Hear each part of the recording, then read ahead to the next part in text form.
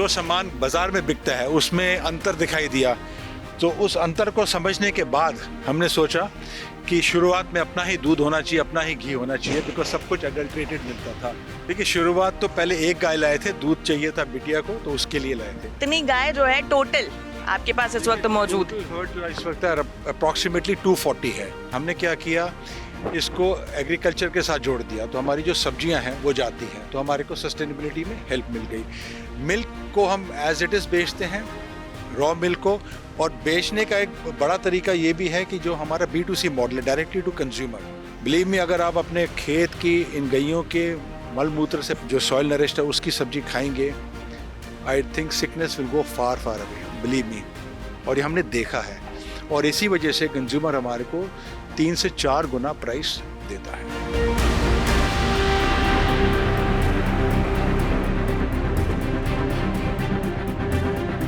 नमस्कार, मैं प्रियांशा चतुर्वेदी और आप एक बार फिर से देख रहे हैं गांव जंक्शन। और हमारे गांव जंक्शन के सफर पर मैं पहुंच चुकी हूं जो है संजय भल्ला जी के फार्म्स पर, जहां पर जो है देसी गाय आपको दिख जाएंगी। और संजय जी इस वक्त दिख जाएंगे, काफी बिजी हैं, वो जो है गायों को गुड़ खिला रहे। संजय जी नमस्कार जी, स्वागत है आपका जो है गांव जंक्शन पर। हमें बताएं कि ये फार्म जो है एग्जैक्टली है क्या, ये पूरा सेटअप है क्या। इससे पहले मैं आपको बता दूं कि ये जो है संजय जी का इंजीनियर टू फार्म्स वाला सफर है। इसके बारे में जानकारी काफी इंटरेस्टिंग होने वाली है, और वो हमें बताएंगे कि इंजीनियरिंग से जो है आप जो है गौ सेवा पर कैसे आए, ये सब कैसे शुरुआत हुई।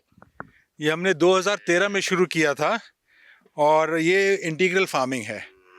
ये यहाँ पे मतलब आप पशुपालन के साथ साथ हम लोग खेती करते हैं, पोल्ट्री करते हैं और गोट्री भी करते हैं।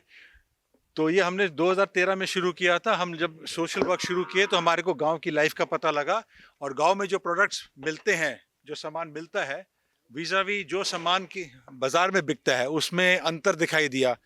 तो उस अंतर को समझने के बाद हमने सोचा कि शुरुआत में अपना ही दूध होना चाहिए, अपना ही घी होना चाहिए, बिकॉज सब कुछ एडल्ट्रेटेड मिलता था या इम्प्योर मिलता था।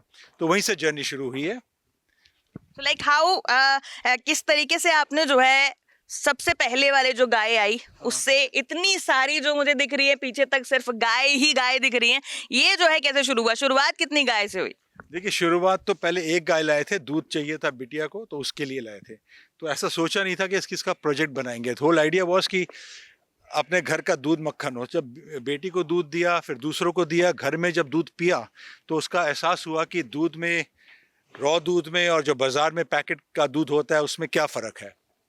तो वहीं से, I am a chemical engineer, तो थोड़ी सी उसकी केमिस्ट्री की स्टडी की, और उसी से फिर हम आगे चले। तो एक गाय के बाद जब दूध ख़त्म हो गया, दूसरी गाय लाए, तीसरी गाय लाए, तो ऐसे आगे जब चलते रहे अपने सफ़र में, तो अलग अलग एक्सपीरियंसेस हुए, मोर गायस लाए। और जैसे आर्टिफिशियल इंसेमिनेशन से हमने शुरू किया उसकी प्रोक्रिएशन के लिए, तो उसके बाद हमने एहसास आया हमारे को कि अगर बुल है वो डिफरेंट है with as compare to artificial insemination. तो we have experience that also. तब जब हम AI करते थे आर्टिफिशियल इंसेमिनेशन, तो हमारे यहाँ गाय को बहुत प्रॉब्लम आता था अपने पिछले अगले 2-3 सालों के अंदर। जब से बुल हमने लिया तो बड़ा नेचुरली प्रोक्रिएशन हुआ, नेचुरली उसका हार्मोनल बैलेंस रहा, गैयों का कोई प्रॉब्लम नहीं आई, डिलीवरीज में कोई प्रॉब्लम नहीं आई, इम्प्रेगनेंसी में कोई प्रॉब्लम नहीं आई, और बच्चे पैदा होते रहे, हमारा हर्ट बढ़ता रहा। तो अभी इस फार्म पे जो है कितनी टोटल जो है गाय होंगी वो मौजूद होंगी? आपने बताया कि एक और फार्म है जहाँ पर आपने कई डिविजन्स कर रखे हैं कि कुछ गाय जो है यहाँ पर हैं, कुछ जो है प्रेगनेंसी के दौर में वहाँ पे जाती हैं, दूसरे वाले शेल्टर में जाती हैं। तो ये कैसे कैसे डिवीजन है और कितनी गाय जो है टोटल आपके पास इस वक्त मौजूद? हर्ड जो इस वक्त अप्रॉक्सीमेटली 240 है, और ये इसके अंदर हमारे पास हर फार्म के अंदर इस बाड़े में, हर बाड़े में आपको एक बुल ज़रूर मिलेगा। तो नेचुरल जो बाकी जो फार्म्स आपको दिखाएंगे उसके अंदर भी बुल है। तो इसके हमारे यहाँ पे 10 से 15 डिलीवरीज हर महीने होती है। उसके हिसाब से आप देखेंगे 150 पशु आराम से हमारे हर साल आ जाते हैं। तो by now we would have had thousands. तो हम लोग इसके डिस्पोज भी करते हैं, हम लोग बेचते भी हैं, देते भी हैं, सब कुछ करते हैं। तो बछड़े भी देते हैं, बछड़ियाँ भी देते हैं। तो दूसरे फार्म में आप जाएंगे तो वहाँ हमारे हीफर्स हैं। हीफर्स मीन जो बच्चियाँ या बछड़े गाय के दूध से, माँ के दूध से निकल गए, ग्रास पे आ गए या हे पे आ गए, तो वो वहाँ भेज देते हैं। वो बड़े होते हैं, जैसे वो बड़े होते हैं, जब उनमें से कोई हीफर प्रेग्नेंट होती है तो उसको हम ट्रांजिट कैंप में लाते हैं। उसके बाद क्लोज टू डिलीवरी हम यहाँ ले आते हैं, यहाँ पे केयर बेटर है। तो इधर जो है क्लोज टू डिलीवरी वाली जो है गाय ज़्यादा हैं। इसके अलावा जो है सबसे पहले उस सफ़र पर आएंगे कि जो है मैंने देखा है कई बार जो लोग होते हैं वो गांव से शहरों की तरफ भागते हैं, अपनी पढ़ाई की तरफ भागते हैं।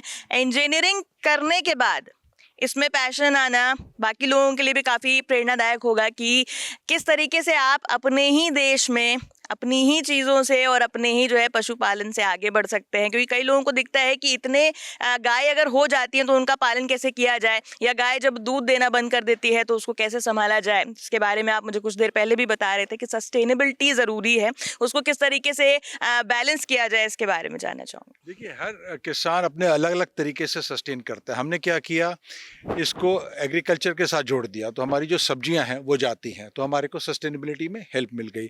मिल्क को हम एज इट इज़ बेचते हैं, रॉ मिल्क को, और बेचने का एक बड़ा तरीका ये भी है कि जो हमारा B2C मॉडल है, डायरेक्टली टू कंज्यूमर, तो उसमें हम कंज्यूमर को इन्फॉर्म करते हैं कि देखिए जो आप दूध पी रहे हैं, पैस्चराइज दूध पी रहे हैं, उसमें रॉ मिल्क में डिफरेंस है। अभी जितना भी हमारा दूध बनता है 1-1 मिलीलीटर उसका चला जाता है। वही हाल सब्जियों का है।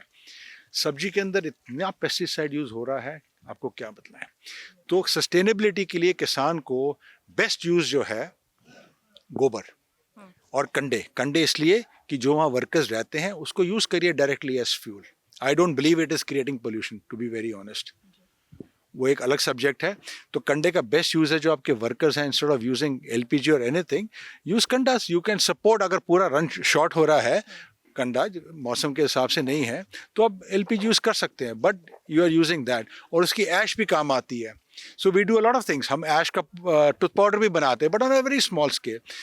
बाकी फार्मर जो दूर हैं, जो शहरों से दूर हैं, वो ऐसी ही चीज़ें बना सकते हैं। वो उपले बना के बेचते हैं, वो लोबान कप्स बनाते हैं, वो और भी चीज़ें बनाते हैं, आपकी खाद बनाते हैं, उसको कंपोस्ट करके बेचते हैं।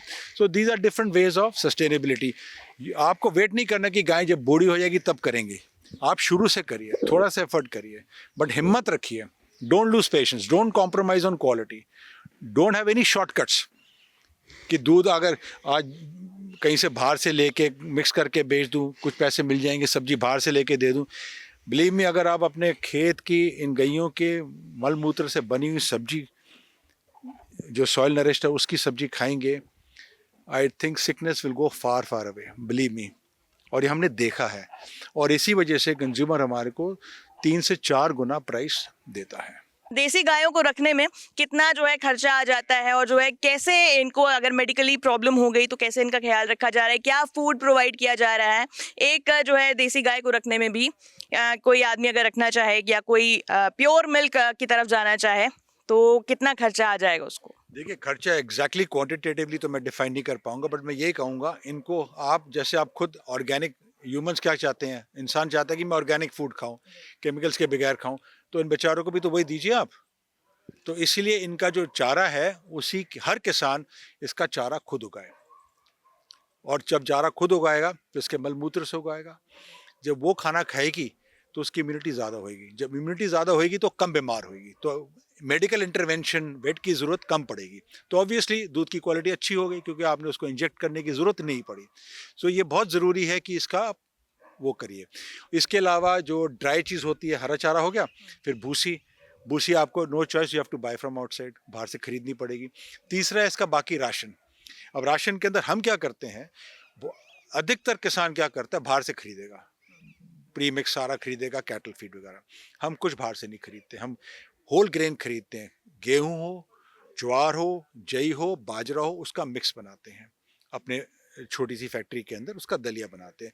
दलिया को भी सर्दियों के अंदर हम उसके गुड़ के साथ, तेल के साथ, अजवाइन के साथ, ये सब डालते हैं, नमक के साथ, सेंधा नमक के साथ, उसको मिला के इनको रेगुलरली देते हैं। अगेन उसकी इम्यूनिटी आएगी। तो हम बाहर से कोई मिनरल मिक्सचर नहीं देते, कोई कैल्शियम नहीं देते, सब इसी में आता है। जब आप इसकी सानी करते हैं तो चूने के पानी से करिए। चूना इज कैल्शियम कार्बोनेट, उसका nothing like it is a natural way of taking calcium. It is bio available. आप कैल्शियम की टैबलेट्स खरीद लीजिए, वेदर इट इज़ ह्यूमन और cattle, it is not bio available, it just a big farce, एक formality है। तो हमने देखा है, इसलिए देख रेख के अंदर हमारे को कोई खर्चा नहीं है, कोई वेट नहीं है। हमारे फार्म के अंदर कोई वेट या पैरावेट नहीं है। बहुत कभी कोई इमरजेंसी होती है तो हम बुलाते हैं और ट्रीटमेंट हो जाता है। संजय जी, मुझे आपकी एक बात जो है बहुत अच्छी लगी थी कि फार्म की तरफ जुड़े, फार्मेसी की तरफ नहीं। वो कहीं ना कहीं ये देसी तरीके ही हैं, देसी नुस्खे ही हैं जो आजमाए जा रहे हैं। और यही मैं अपने दर्शकों को भी कहना चाहूंगी कि अगर आप कुछ ऐसा सेटअप कर रहे हैं, ऐसा कुछ सेटअप प्लान कर रहे हैं, तो पहले उसके बारे में जानकारी लें। और जानकारी ऐसी होनी चाहिए कि भाई हेल्दी लेना है, हेल्दी खाना है, कोई चीटिंग उसके बीच में नहीं होनी चाहिए। किसी भी तरह की कोई चीटिंग आपको नहीं करनी है कि हमने कोई शॉर्टकट अपना लिया या ऐसा कुछ कर लिया। हेल्दी रहेंगे तो गाय भी हेल्दी रहेंगी, उनसे निकले हुए प्रोडक्ट्स भी हेल्दी रहेंगे, और धीरे धीरे इंडिया भी जो है डिजीज फ्री हो चुका होगा और हेल्दी हो चुका होगा। आपको कैसा लगा हमारा ये वीडियो, हमें कमेंट सेक्शन में जरूर बताएं। इसी के साथ ऐसे ही और वीडियोस के लिए देखते रहें गांव जंक्शन। गांव जंक्शन को सभी सोशल मीडिया प्लेटफॉर्म्स पर फॉलो करें। व्हाट्सएप चैनल और जीमेल आईडी पर भी संपर्क साध सकते हैं।